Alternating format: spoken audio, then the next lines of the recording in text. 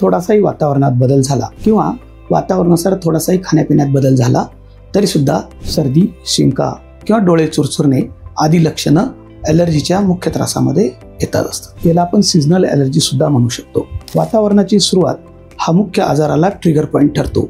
तर काहींना पावसाळा किंवा हिवाळ्याचा अतित्रास सुद्धा होऊ शकतो. तर काही रुग्णांना उन्हाळ्यामध्ये सर्व प्रकारची लक्षणं खूप जास्त प्रमाणात वाढलेली असतात.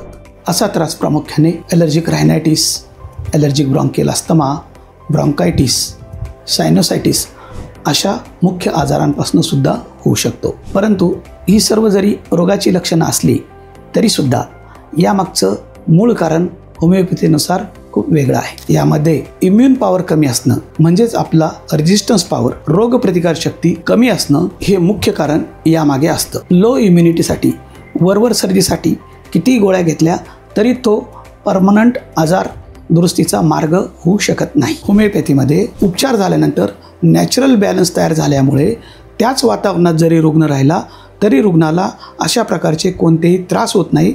सीझनल ॲलर्जी किंवा कोणत्याही प्रकारचा ॲलर्जिक चेस्ट कंप्लेंट असेल किंवा त्वचेचे काही तक्रारी असतील सीझननुसार येणारं, तर यावर होमिओपॅथी खूप चांगल्या प्रकारे काम करू शकते.